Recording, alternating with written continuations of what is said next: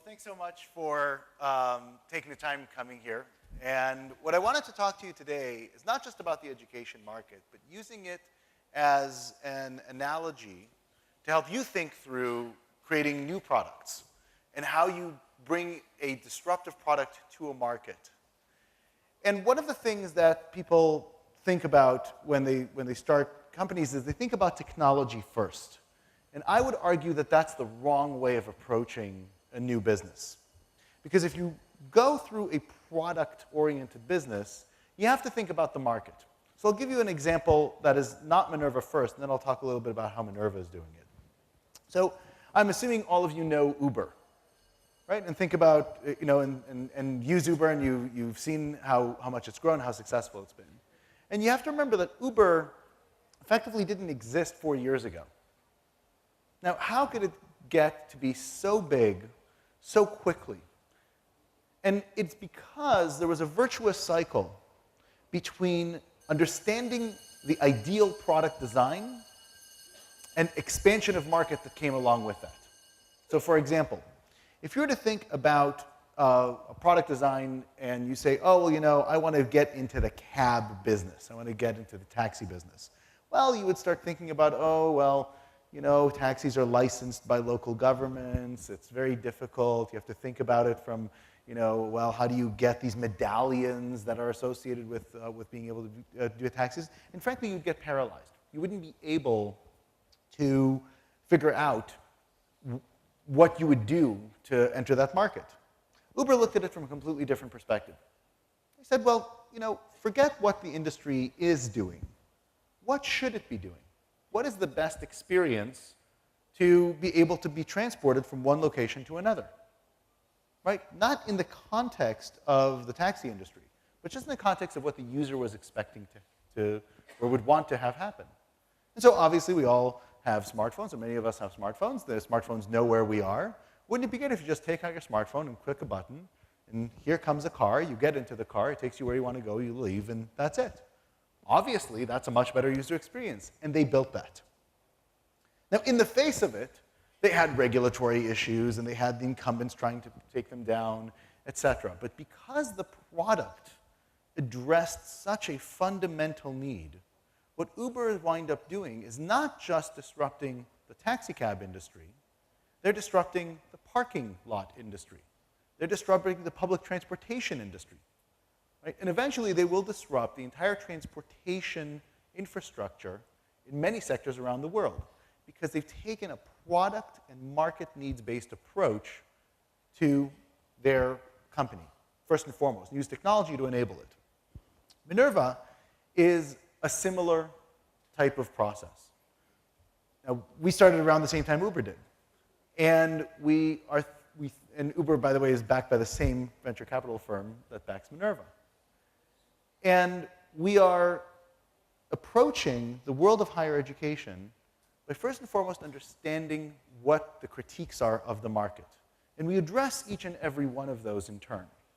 So one of the critiques of the elite schools of higher education in the United States and all over the world is that there are far more qualified applicants. By their account, something like 70 to 80% of their applicant pool is qualified for admissions, but they accept less than 10%. Right?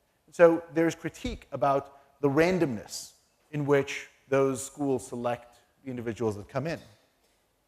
At the same time, there are, on the opposite side, there are many students who wind up going to the Ivy League universities, which are somewhat puzzling as to why they're there if you just look at the merits of their application. For example, children whose parents used to go to those universities, or children of very rich donors.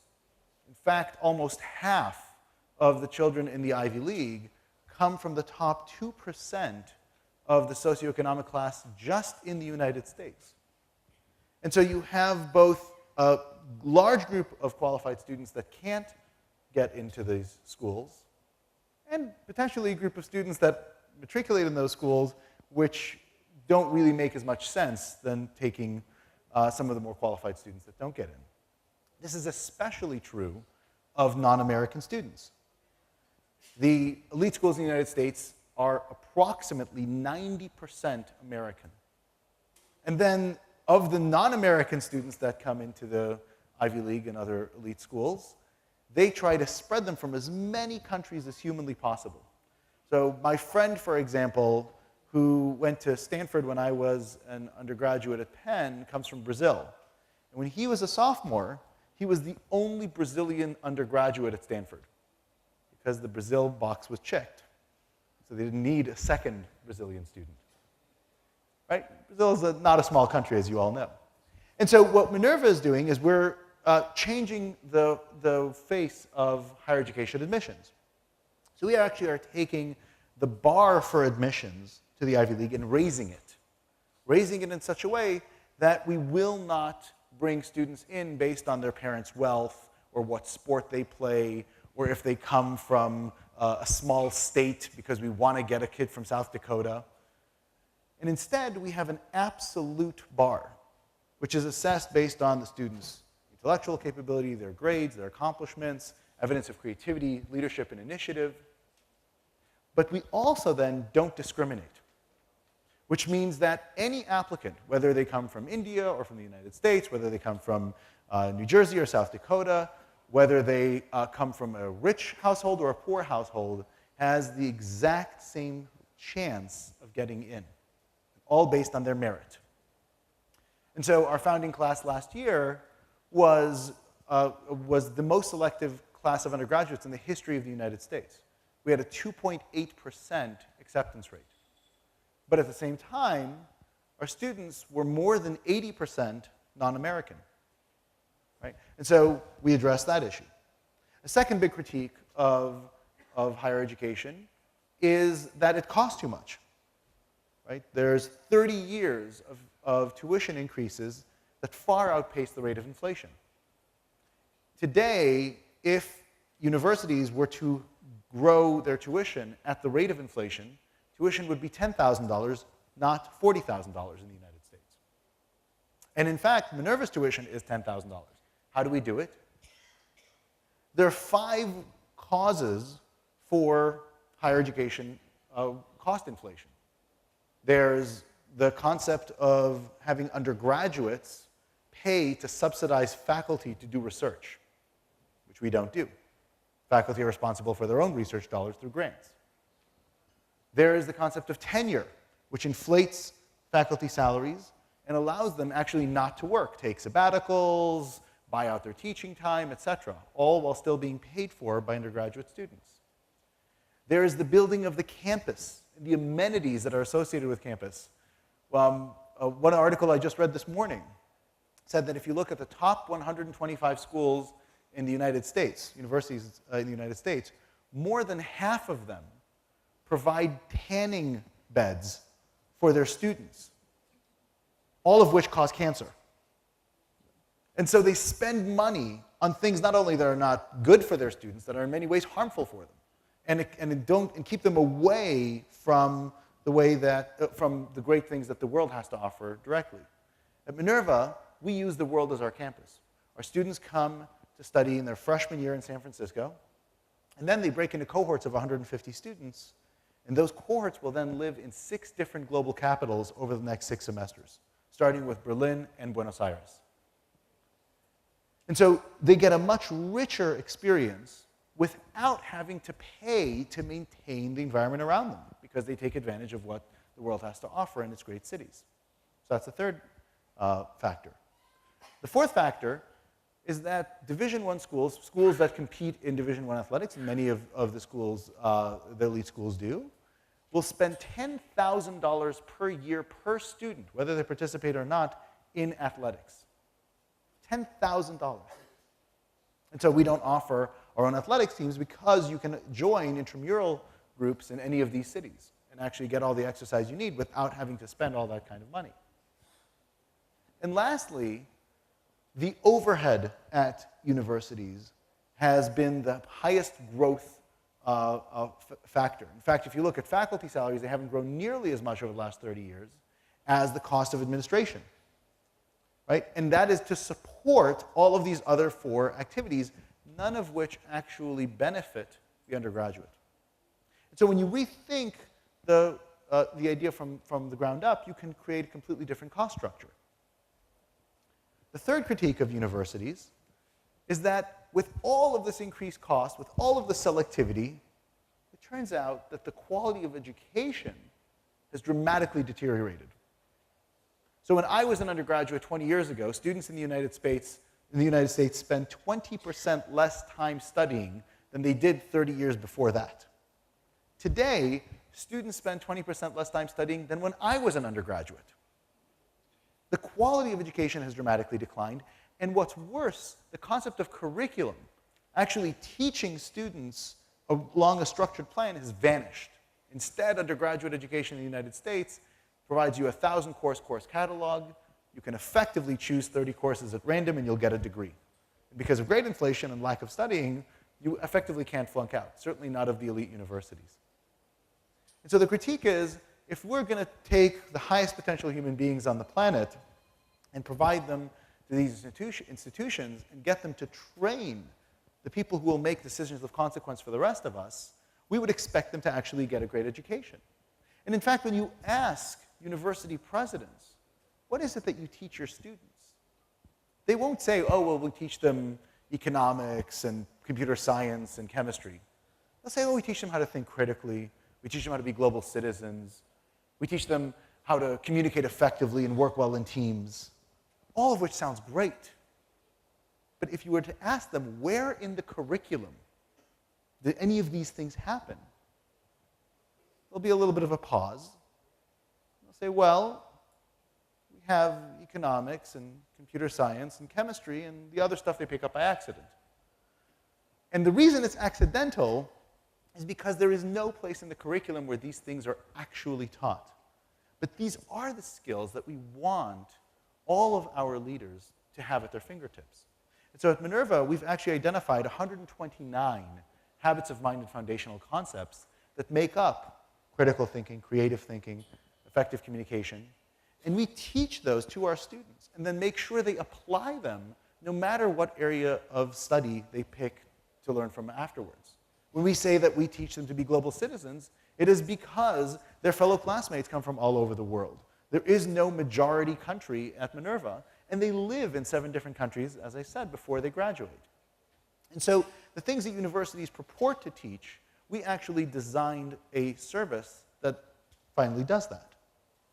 And then lastly, there's the critique that despite the high cost and the high selectivity and the curriculum that is offered or not offered at the universities, that the transition from universities to the workforce is very poorly planned.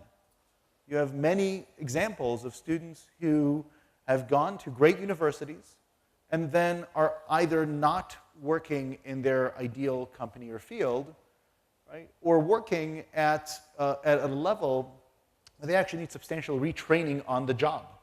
And this is true even of the best universities.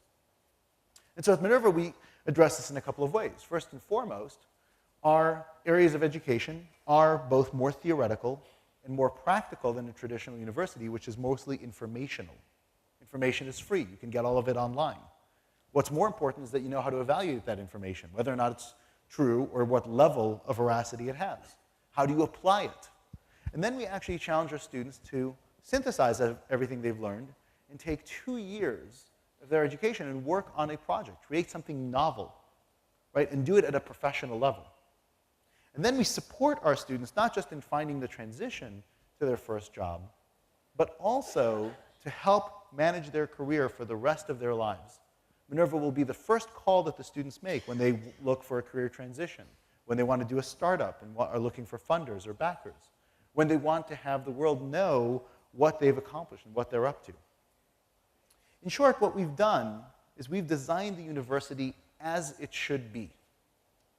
And I encourage you, as you think about your startups and your companies, to design them not as what is technologically possible, not as what your particular code will allow to have happen, but as to what the market is asking for.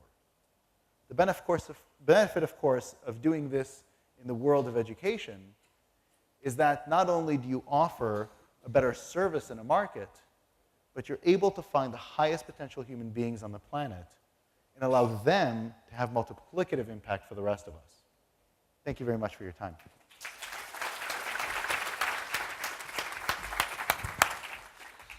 So Ben, this is very provocative, so I have a couple of questions for you. One is, in the United States, we've had lots of for-profit institutions that got funded and have had all kinds of challenges. So how do you prevent potentially that from happening? You know, you had the University of Phoenix and others that caused a lot of bad reputation for for-profit. Yes, so in fact, higher education has a number of problems in the for-profit and nonprofit sectors, primarily in those institutions that are serving students who, in many ways, should not even be going to college. The problem with most of the for-profit institutions and the nonprofits that service those students is that the government of the United States winds up paying for 90% of the cost of those students. And so what they do is they find and enroll, oftentimes, students who aren't college ready, charge them exorbitant tuition at these very high rates, have the government pay for it, saddle them with debt, and then the students default. At Minerva, not only do we charge, as I said, a quarter of what our competitors would charge, but more importantly, we're focused on the high end, and we don't accept federal funding. And so the poor reputation that is deservedly given to institutions that don't compete on the market, but try to compete with try to compete for government dollars, is such that they don't really focus on the product. So the other question has been on the quality of your faculty. I mean, you have students maybe who can go to Harvard or Stanford. How does your faculty compare? What have you done differently in hiring them? That's one question. And part B is accreditation of the university itself. Sure. So Minerva, I'll answer the second one first. Minerva is accredited. The Minerva schools at KGI are being incubated within the newest member of the Claremont University Consortium, where Pomona and Claremont McKenna and Harvey Mudd, the only consortium of schools whose charter is to launch new institutions of higher education at the very high end of higher education. We're very privileged to be part of this consortium. And the faculty that being this accredited university has attracted is really second to none. Our founding dean, Stephen Koslin, was the former dean of social science at Harvard. He's one of the world's most eminent social scientists. He was recruited to run the most prestigious social science institute in the world at Stanford. We recruited him to leave Stanford to join us.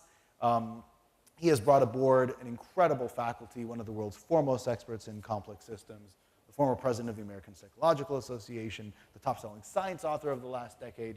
And so you have extraordinary faculty that have come together to both build and create the curriculum at Minerva and to deliver it. Great. You must have studied the IITs in India as part of that. Can you comment on how they, seem to have a very similar way of admitting kids here, based just on merit?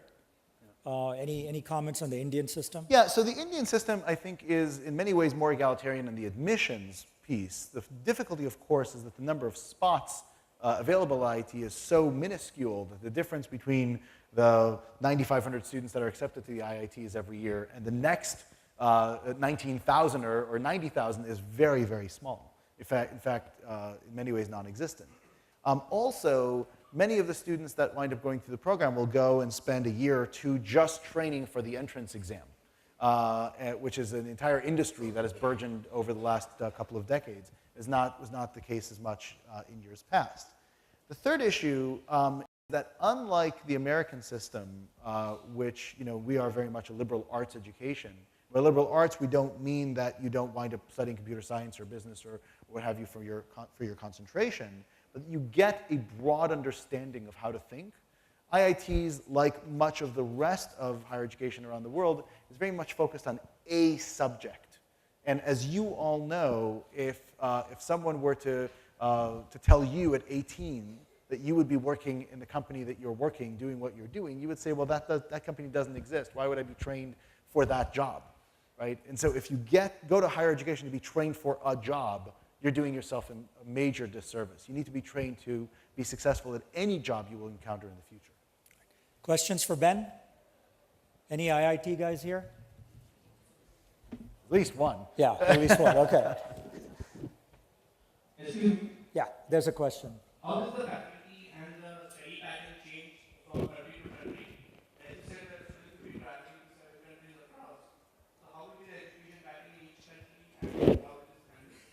Good question. So the question, in case you didn't hear it, was how will the education pattern change from country to country as the students move around? The formal curriculum is available globally. In fact, technology is a major enabler for Minerva. So all of our courses, we have no lectures. All of our courses are small seminars, 15 to 19 students and a professor. But they're all done via a live, immersive platform that we built ourselves to make sure that all of our classes are active learning. What I'm doing here, lecturing, never happens. That the students participate and are active. And so no matter where you are in the world, you have access to the same course curriculum. But the reason that you go from country to country is we want you to have a co-curricular experience. Immerse yourself in the great cultural, political, and economic capitals of the world. And there is a full-time staff member for every cohort whose sole job it is to provide educational opportunities and access to the great figures and institutions in those cities so you can really get a behind-the-scenes look at how the world operates. Great. Any other questions? Oh, there's one right there. Go ahead. Shout it out. Does this model scale for graduate school too? Is there a smaller scale for graduate school? So we don't have graduate programs as of yet, but we are planning to have some in the future. We'll be rolling those out in the next few years. Okay, one last question. Yeah. What are the main challenges you see in this whole model? The challenges. 5 years, 10 years from now. Well, one challenge that we had initially, and one that I encourage all of you to persevere through, is that when you go and tell someone, when Minerva was just an idea, oh, I'm going to start the world's greatest university from scratch, that's not a very believable, concept. And so the biggest challenge about Minerva was really upfront to explain that if you just think about, creating a better product, and it's very simple. You can just say, look, factually, you have these issues in the market. Here's how factually we will address them, and it'll have to resonate. You have to find backers and investors who could look at it from that perspective. And I don't think it's a coincidence that Benchmark Capital, the same folks who backed places like Uber and eBay and Snapchat, people who understand that you really have to look at the fundamental product to see whether or not it makes sense, we're also the backers of Minerva. Thank you, Ben. Thanks so much. Appreciate it. Thank you very much.